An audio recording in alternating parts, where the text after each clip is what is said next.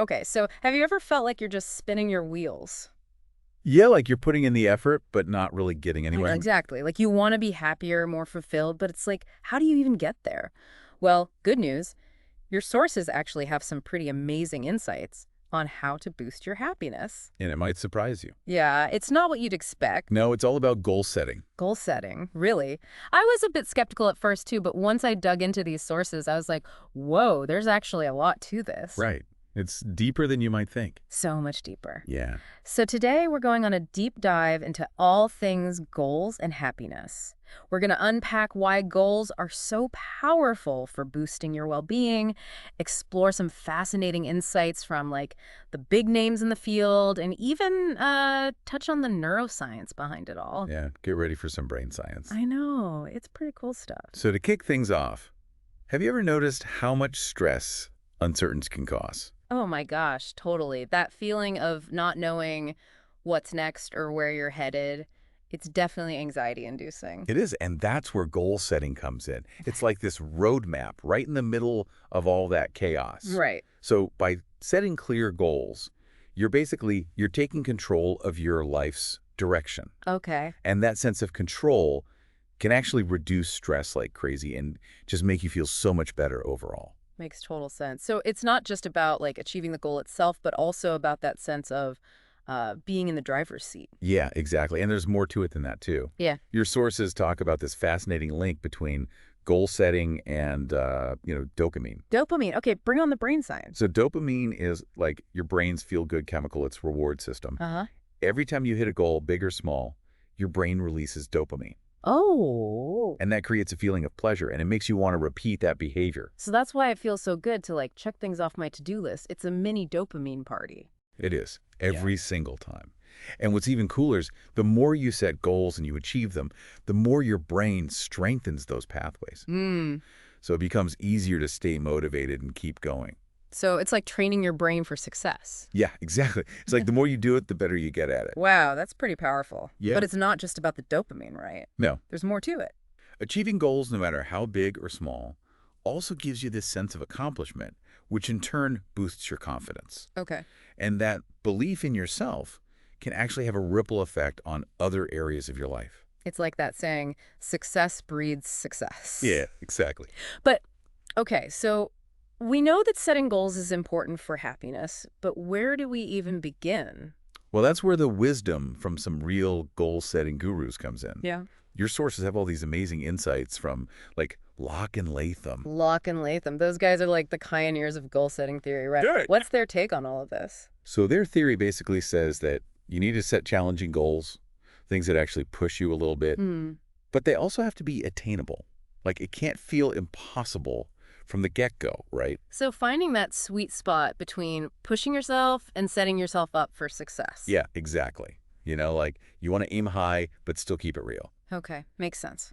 What about other experts? Who else should we be learning from? Well, your sources also talk about James Clear, the author of Atomic Habits. Oh, yeah. Atomic Habits. That's all about the power of small changes, right? It is. He says instead of trying to change your whole life all at once, just focus on making, like, tiny improvements each day. I love that. Yes. Because it takes so much pressure off. You don't have to be perfect right away. Exactly. And those small wins, they can actually add up to big results over time. Hmm.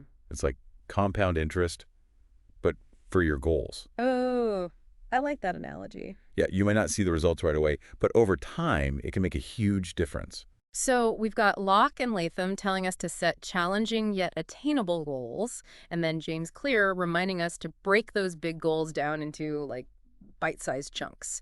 Is there more to it than just setting goals and taking action? Oh, yeah, definitely. And this is where Sean Akers' work comes in. Sean Aker, the happiness advantage guy. Yes. He says that it's super important to find joy in the process of actually going after your goals, not just the end result. Oh, that's interesting. So it's not just about like getting to the finish line, but enjoying the whole race. Exactly. When you focus on the positive parts of the journey, you're more likely to stay motivated, work through challenges, and ultimately reach your goals. Okay, this is starting to feel like a total mindset shift. Like instead of viewing goal pursuit as this like grind, it's about finding ways to make it fun and fulfilling. Exactly Yeah. like that. And this actually leads us to another big name in the world of goal setting, Zig Ziglar. Oh, yeah, Zig Ziglar. He's got some seriously quotable quotes.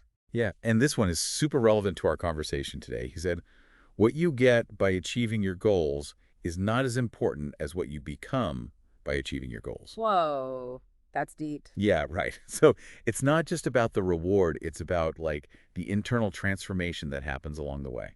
I love that. So it's about who you're becoming, not just what you're achieving. Exactly. The skills you learn, the resilience you build, all those lessons you pick up along the way, those are the real treasures. Okay, I'm officially hooked on this whole goal setting thing. It's way more than just a productivity hack. It's about like personal growth and self-discovery.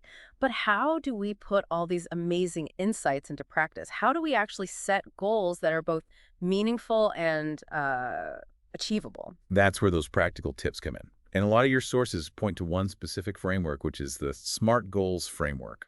Ah, SMART goals. I've heard of them, but I'm not sure I fully understand how to use them. Well, get ready, because in the next part of our deep dive, we're going to unpack the SMART framework and explore how you can use it to set goals that really align with, like, your values and everything you want to achieve. This is getting good. Yeah. You won't want to miss part 2 of our deep dive, where we'll get into the nitty-gritty of setting SMART goals and uncover even more powerful strategies for achieving your dreams and boosting your happiness. Stay tuned. See you then. Welcome back to our deep dive. Last time we were talking about the connection between setting goals and like boosting your happiness. We even got into a little bit of brain science. Right, all that dopamine talk. I know. Fascinating stuff. So now are you ready to take all those insights and actually, put them into action? Absolutely. It's time to get practical and figure out how to set goals that we can actually achieve. Okay, so let's talk about SMART goals. You mentioned that framework last time.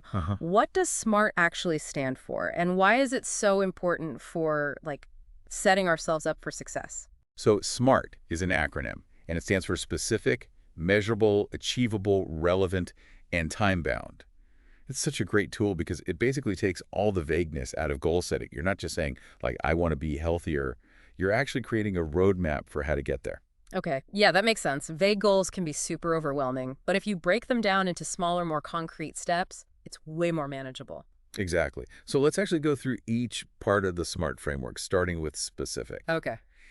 Your sources talk a lot about how a specific goal clearly defines what you actually want to achieve. Uh-huh. So instead of saying something like, I want to learn a new language, a specific goal would be more like, I want to be able to hold a basic conversation in Spanish. Got it. So you're eliminating any ambiguity, like you know exactly what you're working towards. Exactly. What about measurable? Any thoughts on that one? Well, I guess measurable goals would be goals that you can track, right? So you can actually see how far you've come. Exactly. So instead of saying, I want to read more, a measurable goal would be something like, I want to read 1 book per month. That way you can easily keep track of how many books you finished and celebrate those milestones. Ooh, I love that. It's like leveling up in a video game. It is. All right, so next up is achievable. Your sources really stress how important it is to set goals that are challenging, but also realistic. Right. You want to push yourself, but also set yourself up for success. Exactly. If a goal just feels completely impossible from the start, you're probably going to get discouraged and just give up. Yeah, that makes sense. So it's about finding that sweet spot, right? Like ambitious, but doable. Totally. And then we have the R in SMART, which is relevant. Right, relevant. So relevant goals are goals that actually align with, your values, your interests, and your overall life goals. So it's not just about setting any goal, it's about making sure that it actually matters to you, right? Like it's something that'll bring you a sense of purpose. Yeah, exactly. And then finally, we have time-bound. Okay, time bound. This is all about setting a deadline. It creates that sense of urgency and helps you stay focused. So instead of just saying, I want to save money, a time-bound goal would be, I want to save $5,000 for a down payment on a car by the end of next year. Oh, wow, yeah. A deadline definitely makes it feel more real, more urgent. You know exactly how much time you have and what you need to do. Exactly. And remember, you can use the SMART framework for, like, literally any goal, big or small. I love that. I feel like anyone can use this framework to make real progress. So, okay, we've got our SMART goals all set. What are some other tips for, like, staying motivated and actually achieving those goals? Well, one of the biggest things your sources talk about is breaking those big goals down into smaller, more manageable chunks. Right. Remember James Clear and his Atomic Habits? Exactly. It's all about those small, consistent actions. Yeah. So if you wanted to write a novel, you wouldn't just sit down one day and expect to finish the whole thing. Oh no, way too intimidating. Yeah, you'd start with maybe a goal of writing 500 words per day. That feels way more doable. Right. And it's all about those small wins that add up to big results over time. So breaking it down makes it less overwhelming and helps you stay motivated. Exactly. Mm-hmm. And speaking of motivation, remember Sean Aker and the Happiness Advantage? Oh, yeah. Finding joy in the journey, not just the destination. But how do you actually do that? Like, it's easy to get caught up in the grind and forget to enjoy the process. Totally. Well, think about ways that you can actually incorporate things you enjoy into your goal pursuit. Like if your goal is to get in shape, maybe you find a workout buddy or join a dance class. Yeah, turn it into something fun. Exactly. Make it something you actually look forward to. I like that. Another powerful tool that your sources talk about is visualization. Oh, visualization. Is that like creating a vision board or something? It could be. But it's also more than that. It's about really vividly imagining yourself achieving your goal. Like feeling those emotions and letting that positive energy fuel your motivation. Okay, so it's like creating a mental movie of your future self, already living the dream. Exactly. And you know what? Neuroscience actually backs this up. Yeah. When you visualize yourself doing something or achieving something, your brain actually fires those same neural pathways as if you were actually doing it. Wow, really? Yeah, it's like a mental rehearsal. Yeah. And the more you visualize success, the stronger those pathways become and the more likely you are to actually achieve it. Wow, that's amazing. So we're basically training our brains for success. This is so cool. It's really making me realize that goal setting is so much more than just, checking things off a list. It is. It's really about shaping your mindset, boosting your confidence, and creating a life that you truly love. Yeah, the whole journey. Welcome back to our deep dive. We're on the final stretch of our exploration of goals and happiness. That's right. We've already uncovered so much about the science behind goal setting, all the wisdom from those goal setting experts. Yeah. We even learned how to make our goals smart. What else is there to discover? Well, we've definitely covered the what and the how of goal setting, but there's this one crucial element that we haven't touched on yet, and that's the who. The who. You mean like who we're becoming as we pursue these goals? We kind of touched on that earlier. Yeah, that's part of it. But I'm also talking about the people who can support us along the way. Oh, okay. Your sources really highlight the power of having a supportive network, especially when you're working towards your goals. Yeah, that makes sense. It's like having a cheering squad in your corner, to keep you going, even when things get tough. Exactly. Have you ever noticed how much easier it is to stick to, like, a workout routine when you have a gym buddy? Oh, totally. Or like working on a creative project when you have someone to bounce ideas off of. It's so much more motivating. It is. And it's not just about having cheerleaders either. Your sources also talk about the importance of seeking out mentors or role models, people who've already achieved similar goals. Oh, so finding people who can give you guidance based on what they've learned, it's like having a shortcut to success. Kind of, yeah. Learning from people who've already walked that path can save you so much time and energy and frustration. Okay, so we've got our support system, we're armed with our SMART goals, we're feeling motivated. But what about those inevitable obstacles that always seem to pop up? How do we stay resilient when things get tough? Well, your sources offer some great advice for that. First, they emphasize the importance of reframing setbacks. Reframing setbacks. Yeah, like instead of looking at challenges as failures, you try to see them as opportunities to learn and grow. So it's more about like what doesn't kill you makes you stronger. Exactly. Each obstacle is a chance to, learn something new, build resilience. Okay, I like that shift in perspective. But sometimes it's hard to see the lesson when you're like right in the middle of it. Yeah, Yeah. I get that. And that's where self-compassion comes in. Your sources remind us to be kind to ourselves, especially when we're struggling. So it's like giving yourself permission to make mistakes. Yeah, it's acknowledging that you're human. You're not going to be perfect all the time. And that's totally okay. That's a good reminder. We're often so much harder on ourselves than we would be on anyone else. We are. And remember, even if you do make a mistake, it's not the end of the world. Right. Your sources encourage us to see those setbacks as, like, detours, not dead ends. Oh, I love that. Like if you hit a roadblock on a road trip, you might have to adjust your route, but you can still reach your destination. What other strategies can help us stay resilient when we're, working towards our goals? Well, your sources talk a lot about the importance of focusing on your why. Oh, yeah. Connecting with that deeper purpose behind your goals. Exactly. When you have a strong why, it's like this this inner compass guiding you through the tough times. So if you know why you're doing something, why it truly matters to you, it's easier to keep going, even when you face challenges. Right. And speaking of keeping going, another thing that your sources highlight is the importance of celebrating successes along the way. Yes, celebrations. But isn't it like a bit early to celebrate before you've actually reached the final goal? Not at all. Actually, celebrating those smaller milestones can be a huge motivator. Remember that dopamine rush we talked about? Oh, yeah, the brain's happy dance. Exactly.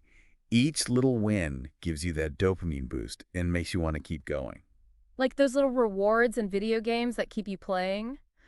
But what if you're having trouble seeing those small wins? Like, what if you feel like you're just not making enough progress? That's a great point. And in those moments, your sources suggest taking some time to actually reflect on how far you've already come. Oh, okay. Like, look back at your journey and acknowledge all the steps you've taken, all the challenges you've overcome, all the progress you've made. It's so easy to get caught up in looking ahead that we forget to appreciate how far we've already come. It is. And remember, progress isn't always linear. There are going to be times when you feel like you're taking one step forward and two steps back. But that's completely normal. Just stay focused on the big picture and keep trusting the process.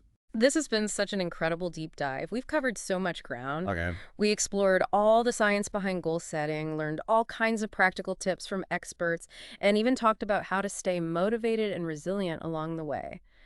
As we wrap things up here, what's like one final takeaway you'd want our listeners to remember? I think the most important thing to remember is this. Goal setting is not just about achieving some outcome.